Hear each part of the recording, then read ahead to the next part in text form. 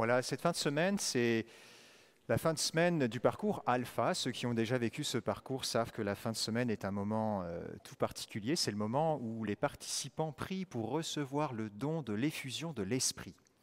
Et hier soir, j'étais invité par une équipe, l'équipe de Nathalie et Nachin, à vivre ce temps de prière avec et pour les participants de leur groupe. Et avant ce temps de prière, j'avais un petit laps de temps. Je me suis dit, tiens, je vais préparer les lectures de la messe et je vais continuer à m'imprégner pour l'homélie d'aujourd'hui. Et je vous avouerai que j'étais assez bouleversé et même assez enragé en entendant ces paroles de l'évangile que nous venons de recevoir. Et je me disais, mais Seigneur, qu'est-ce que tu veux nous dire? Qu'est-ce que tu veux dire à ton peuple? Si vous ne mangez pas la chair du Fils de l'homme, si vous ne buvez pas son sang, vous n'avez pas la vie en vous. Je dis, Seigneur, cette parole est un cri qui monte vers toi. Tu vois ton peuple assoiffé, affamé depuis des mois, et nous recevons cette parole maintenant. Et j'avoue que j'étais pris d'un sentiment d'injustice et de colère par rapport à ce temps que nous vivons. Et voilà. Et puis finalement, le temps a passé. Heureusement, le Seigneur ne m'a pas laissé là. Et hop, je me suis retrouvé à prier avec les participants du groupe de Nachin et Nathalie. Et j'ai été touché de voir ce temps de prière d'effusion de l'Esprit très simple qu'on a vécu, de voir la foi, votre foi, de demander l'Esprit Saint, de présenter vos vulnérabilités au Seigneur, d'aspirer à être comblés de Dieu, à ce que vos vies soient transformées, à rencontrer le Seigneur. Ça m'a fait un grand bien. Et j'étais profondément touché de voir la charité, la communion qui habitait votre petite équipe, qui se vivait dans votre petite équipe de prière. Je me suis dit, mais malgré la dispersion, Dieu est là dans les cœurs. Et ce matin, en relisant les lectures, je goûtais à cette parole de la première lettre aux Corinthiens qu'on vient d'entendre. La multitude que nous sommes est un seul corps. Oui, nous sommes dispersés, mais la multitude que nous sommes est un seul corps. Et je pense que les participants du parcours Alpha et toutes les petites équipes goûtent à cette communion que nous vivons comme nous le pouvons, mais qui est tellement intense. J'ai entendu tellement de témoignages ces derniers jours de personnes qui, au Triduum Pascal, la Vigile Pascale, la veillée de Pentecôte, le jour de Pentecôte, ont vécu des choses chez elles qu'elles n'avaient jamais vécues avant. Et j'ai reçu cette parole comme une grande consolation du Seigneur qui me dit, je ne peux pas me donner comme le pain de vie à tous, mais néanmoins, je me donne de la manière que moi seul je connais. Alors ce matin, oui, nous entrons dans cette grande fête du Saint-Sacrement. Jésus nous disait la semaine passée, Jésus le Seigneur, dans la réalité de la Trinité, ce Dieu Père, Fils et Esprit nous disait qu'il vient régner à l'intérieur de nos cœurs. Il nous disait son attente, il nous attend. Il nous disait aussi qu'il est toujours là et que nous n'avons qu'à nous rendre disponibles à lui pour le rencontrer. Bien aujourd'hui, les paroles que nous recevons viennent comme attiser notre soif de lui, notre faim et soif du Seigneur et de l'Eucharistie. Et nous pouvons avancer dans cet accueil de la parole à travers la parole que Jésus reprend à sa manière du livre du Deutéronome qu'on a entendu en première lecture. L'homme ne vit pas seulement de pain, mais de toute parole qui vient de la bouche de Dieu. L'homme ne vit pas seulement de pain, mais de toute parole qui vient de la bouche de Dieu. On goûte à cette parole depuis des mois. Nous essayons de nous nourrir auprès de ce que le Seigneur nous dit et nous transmet sans pouvoir le recevoir dans le pain. Nous vivons ce jeûne eucharistique prolongé. Jésus a appliqué cette parole et Jean au chapitre 6 le dit à sa manière. Il dit qu'il a une nourriture que nous ne connaissons pas. Et cette nourriture, dit-il, c'est de faire la volonté de celui qui m'a envoyé et d'accomplir son œuvre. Faire la volonté de celui qui m'a envoyé est une nourriture. Accomplir son œuvre est une nourriture. C'est fort de réaliser qu'on peut être comblé, comme on peut l'être d'un succulent repas. On peut être comblé, satisfait d'entrer dans la volonté du Père et de faire et d'accomplir son œuvre. Et je me suis dit, c'est ça que le Seigneur veut nous dire. Il veut nous orienter vers cette manière d'être comblé, rempli de lui, en entrant dans sa volonté. On ne peut même plus comme se satisfaire des sacrements qu'on avait l'habitude de recevoir, la communion en tout cas eucharistique, mais il y a une manière différente que le Seigneur nous offre pour être comblé et satisfait et repu et débordant de lui. L'œuvre de Dieu dont Jésus parle, il le dit un peu plus loin dans l'évangile de Saint Jean, l'œuvre de Dieu, c'est que vous croyez en celui qui l'a envoyé. C'est donc que nous croyons en lui, que nous adhérions au Seigneur Jésus pleinement, entièrement, de tout notre cœur, que nous entrions dans l'accomplissement de l'œuvre du Père que Jésus réalise. Et plus loin, Jean chapitre 10, un passage que j'ai déjà cité dimanche passé, Jésus nous dit son œuvre.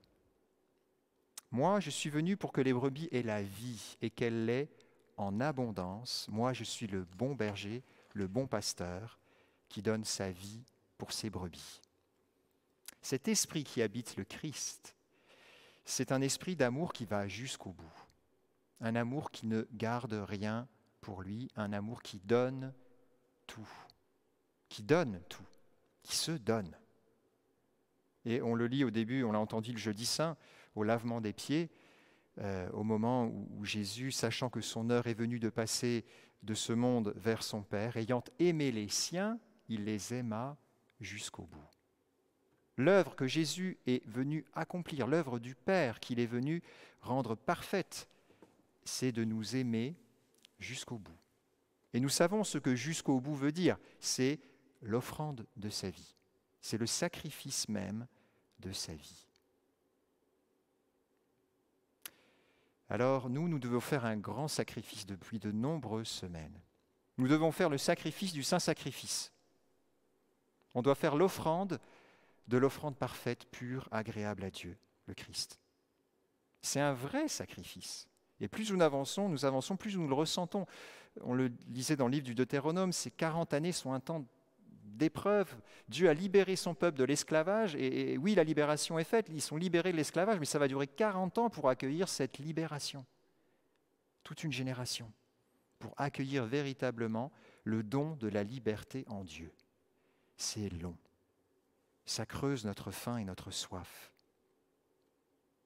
Et ce que j'ai vu hier dans ce petit groupe de prières les uns pour les autres, mais j'ai vu ce même esprit qui a habité le Christ qui s'est offert jusqu'au bout. À travers l'intercession les uns pour les autres, à travers la remise de soi, le don de soi dans ce service un samedi soir où on accepte d'offrir du temps les uns pour les autres, pour s'écouter, pour prier, pour demander à l'Esprit Saint de nous remplir. C'est ce même esprit d'offrande qui a habité le cœur de Jésus tout au long de sa vie terrestre. C'est ce même esprit qui édifie son corps, qui construit notre communion. Ça veut dire que nous pouvons répondre à cet amour que le Christ nous a offert, nous-mêmes, en vivant dans ce même esprit. En vivant dans le même esprit que le Christ, nous pouvons répondre à cet amour d'offrande. Ce que la petite Thérèse de l'Enfant Jésus appelait les petits sacrifices d'amour. Tous ces petits sacrifices que nous pouvons offrir, petits ou grands. La petite Thérèse de l'Enfant Jésus disait cette parole, elle voulait se laisser remplir de Dieu. Elle avait réalisé que par ses sacrifices d'amour, elle pouvait véritablement se laisser remplir de Jésus. Elle pouvait brûler de son feu. Et précisément dans les moments où c'était le plus aride. Alors, il y a peut-être un passage qui va s'afficher à votre écran maintenant, c'est la dernière diapo. Je dis ça à notre régisseur, j'ai sauté un peu mon texte. Sainte Thérèse qui dit « J'en ai fait l'expérience quand je ne sens rien, que je suis incapable de prier, de pratiquer la vertu. C'est alors le moment de chercher de petites occasions, des riens qui font plaisir. Plus plaisir à Jésus que l'empire du monde ou même que le martyre souffert généreusement. Par exemple, un sourire, une parole aimable alors que j'aurais envie de ne rien dire ou d'avoir l'air ennuyé, etc. » Voilà ce que la grande docteure de l'Église, Sainte Thérèse de l'Enfant Jésus, nous apprend. On peut offrir des toutes petites choses pour attiser le feu de l'amour de Dieu en nous. On pourrait en rester à la frustration et au désir sans cesse de recevoir ce à quoi nous avons droit, c'est vrai. Pourtant, le Seigneur nous décape, il nous rabote, Il nous émonde, pour prendre une image biblique que Jésus lui-même prend dans l'évangile de Saint Jean. Tout sarment qui porte du fruit, il le purifie en le taillant. Waouh! Pour qu'il en porte davantage. Frères et sœurs, je reste convaincu que nous vivons un temps de purification pour un temps de plus grande fécondité, pour un plus grand printemps, pour une plus grande fécondité de toute notre vie, de notre Église. C'est un temps où on coupe et on a l'impression qu'on n'en voit pas le bout et c'est un peu démoralisant à certains moments. Le Seigneur nous permet de vivre ce temps comme un temps de purification. Il taille. Et dans le même temps, il nous garantit son soutien. Et nous pouvons attiser sa présence par ces toutes petites choses que l'on peut offrir qui nous dérangent quotidiennement. Et je vous invite à en faire l'expérience aujourd'hui. À la première chose qui va vous énerver, vous frustrer, vous impatienter, offrez-le au Seigneur Jésus. Offrez-le à lui. Quoi que ce soit, Sainte Thérèse dit un petit sourire, une parole aimable alors qu'on aurait envie d'avoir l'air ennuyé. C'est des choses si simples. Elle parlait aussi de ramasser une aiguille avec amour, un papier gras qui traîne dans la rue. On peut faire tellement de choses, pourtant si simples. Demandons cette grâce en ce long temps de patience, de goûter à cet amour de Dieu qui a tout donné et qui nous invite nous aussi à sa suite, à tout donner.